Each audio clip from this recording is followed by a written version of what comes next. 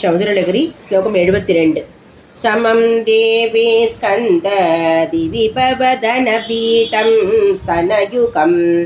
तवेदं नक्केदं हरतु सततं प्रश्नुतमुखं यदा लोक्याशङ्काकुलितहृदयो हासजनकः स्वकुम्भौकेरम्ब परिमृचति कस्तेन जडिति अमूर्ते वक्षोजौ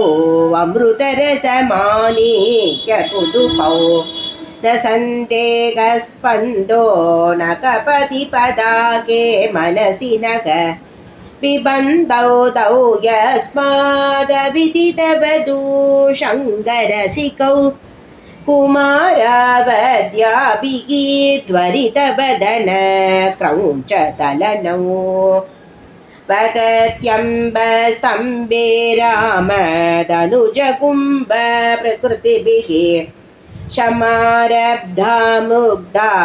मणिविरमलां हारलतिकां कुचापोगो बिम्बादररुचिभिः अन्धक्षपलितां प्रतापव्यामेषा पुरतमयिति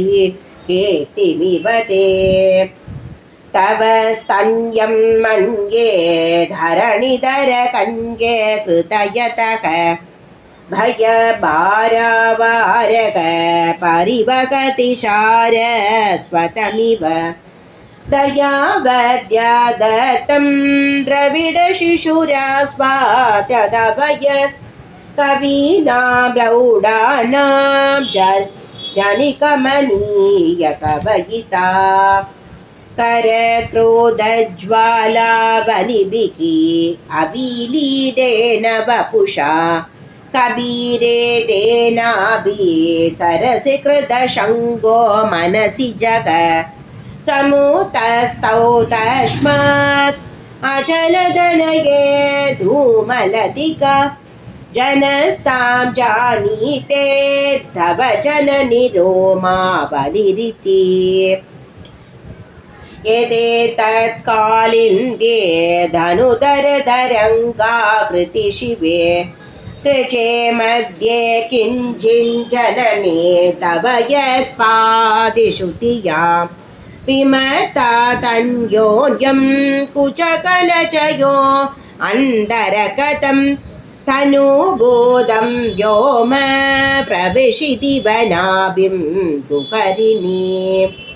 स्थिरो गङ्गावत्तस्तनमुकुलरोमावलिलता कलाबालं कुण्डं कुसुमचरतेजो हुतभुजग हृदे लीलाकारं